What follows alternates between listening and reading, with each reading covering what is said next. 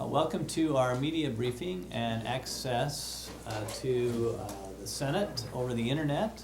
Welcome to those who are watching over the internet or listening. We have many members of our media here today. We have Senator Escamilla representing the minority party, the Democratic Party, and we have a number of our leadership team and Senator Bramble here, Senator Stevenson, our budget director, and also alcohol specialist. We did that yesterday. But we did that yesterday. So first of all, I think we'll just open it up to questions from the media.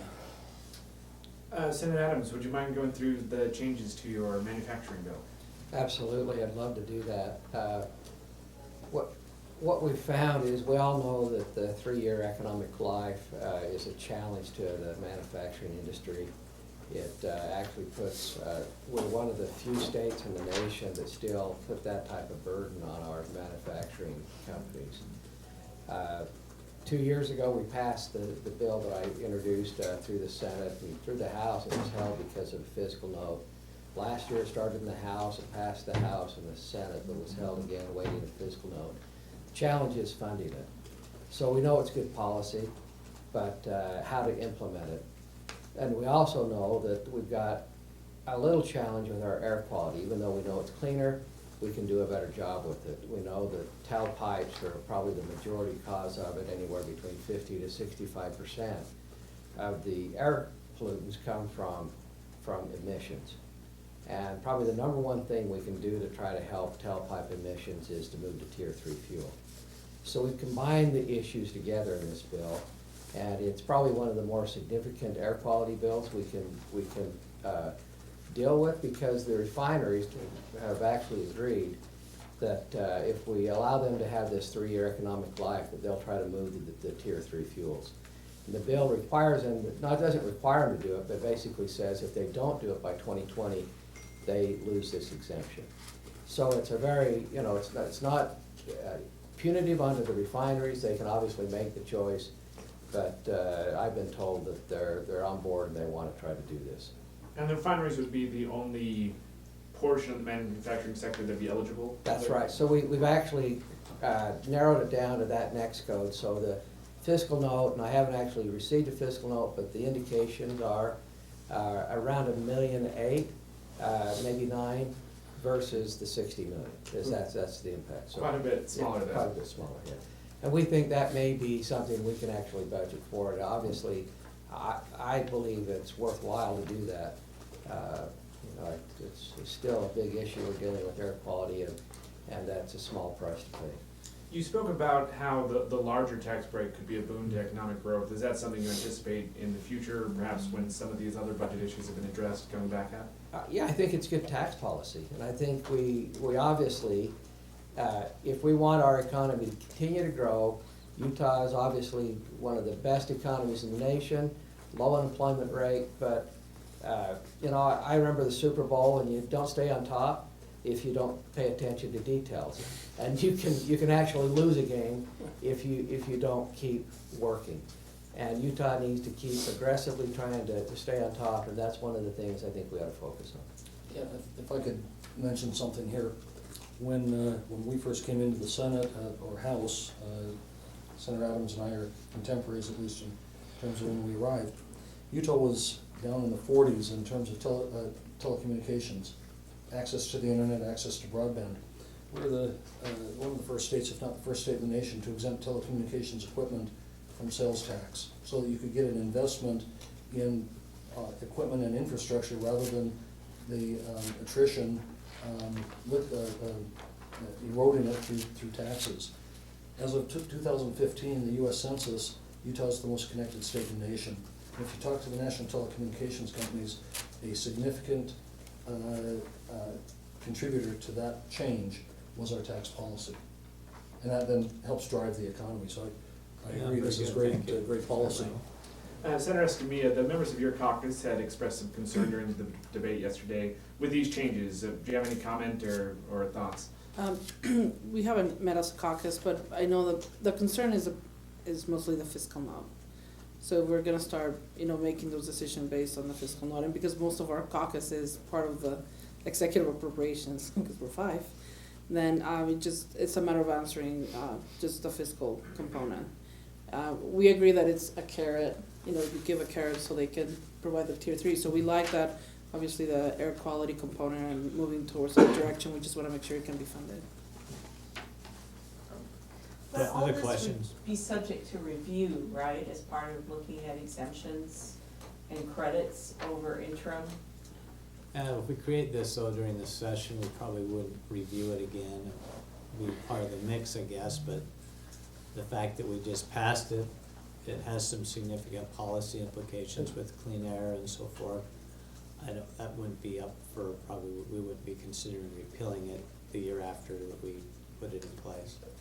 But isn't that the whole point of the review, is because all of these were justified at the time, and all of them had, I assume you would feel good policy Well, behind them. it's recent versus 10 or 20 years ago. Is The review is mostly for items that were put in place many years ago, because the question is the policy valid?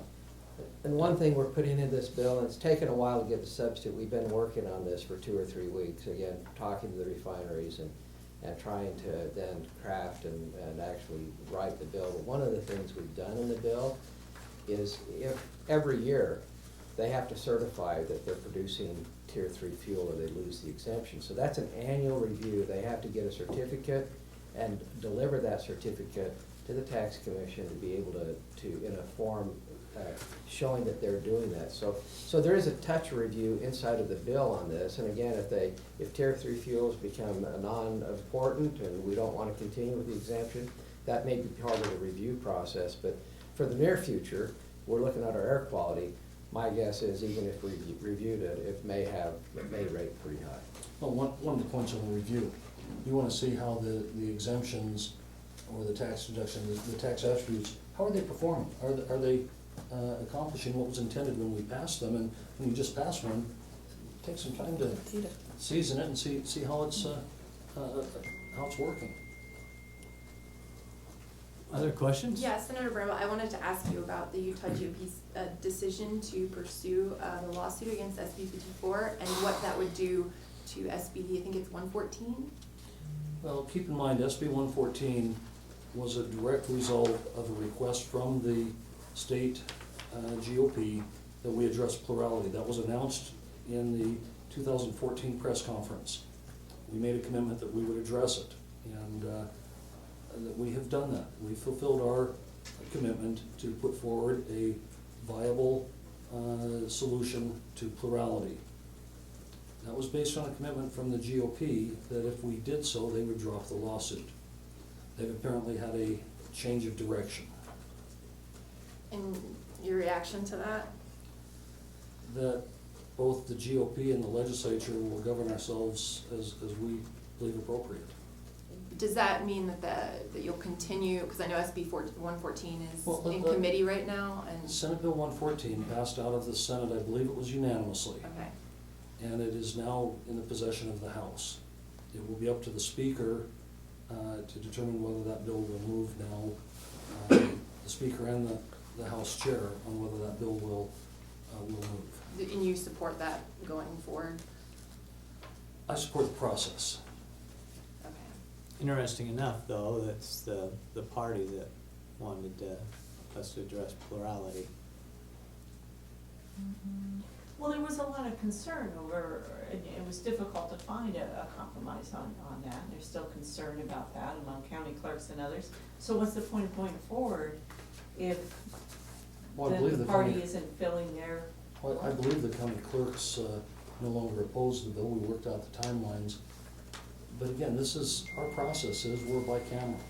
The bill now is in the possession of the House, and if they put it on an agenda, we certainly, I still support it, but it'll be up to the House whether they want to move the bill now based on actions from the Republican Party. Any other reactions to the Utah GOP moving forward with this lawsuit? And Well, that's I guess the decision that they've made, and that's, we're, belong to the party here, a few of us, or most of us here. But when we get up here, we're we don't, there's a platform, but what we're doing here is independent of what the party's deciding. Yes, there's some influence, but we're trying to be independent. We're the legislature, we're gonna address these issues. It's just interesting to me that, we're trying to, save the caucus system in SB 54. There's a lawsuit. It's interesting now that they said that they would drop the lawsuit if we address plurality. We're now addressing plurality. The lawsuit continues to go forward. So it's their decision, but it's just I think it's a little bit important. interesting to me. Well, it's important to note that we negotiated in good faith with the chairman of the Republican Party based on direction he had gotten from the party's central committee in August. And beyond that, you'd have to get comments from Chairman Evans and members of the central committee. And the senator mentioned everybody supported the bill from the policy perspective. So we were still, the minority party was still getting some pushback from some leaders within the party, but we thought the policy makes sense. And at the end of the day, our job is to move forward policy that we believe addresses the concerns and issues that we're facing as a state. And to me, plurality was the way to go. I agree with what was proposed in that bill, and we voted for the bill. And I think if the parties have to react on their own way, and they have their own governing board to deal with, and their own elected officials within the parties, that's their prerogative. I think we are here to move forward policy for the whole state of Utah. And to me, that was, personally, I can speak, I feel that was the right approach from a policy perspective, comparing what other states are doing and how we're growing as a state. We may have more of these cases. I don't foresee having all the races deal with plurality, but to me, that was the best approach at that point. So I, personally don't care about what the Republican Party does. I mean, of course, if there's a lawsuit, we'll be facing that lawsuit, but in terms of even the Democratic Party, to us, it's important that the policy makes sense, and to me, that was sound policy at that point. Yeah, very well said, thank you. But President, you're a Republican, you're one of the highest ranking Republicans in the state. What do you think of, as a Republican, what your party's decided to do now? Do you agree with that decision by the Central Committee, and what impact's that gonna have on taxpayers? Well, whether I agree with it or not, it's their decision, and they're gonna move forward with that decision. I personally think it's a little disappointing that we're trying to do the right thing here and have gotten some commitments, and now, they're going another way. But that's their decision, and they'll move forward. They haven't been too successful with that before, and I don't know what the outcomes will be going forward, but the track record isn't very good. So you think ultimately taxpayers are going to end up on the hook for additional legal fees? Good question, I have no idea. Doesn't? Yeah. Don't know.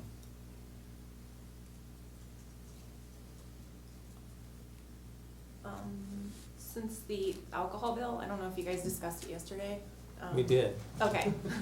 So, But if you have a question, we well, can take the I just, question. I mean, I noticed that some changes may occur early, just, the initial response. Do you know what those changes might be? Is it in the markup of or the distance from the bar, or what's pushback, I guess, are you hearing? Well, there's Is there pushback? I don't know if you read Facebook. I don't, I have no idea what changes. We're in negotiations daily with different parties that are involved in this. And we've got some associations that are interested in being a little more liberal in the law, and we'll work through that. But as far as the nitty-gritty distances and the distances from the bar to the church or those kind of things, those I think are pretty well been resolved. Other questions? Any questions from those who are viewing today? Yeah. All right, well, thank you. Appreciate everyone being here. We'll see you all tomorrow. You know, own it.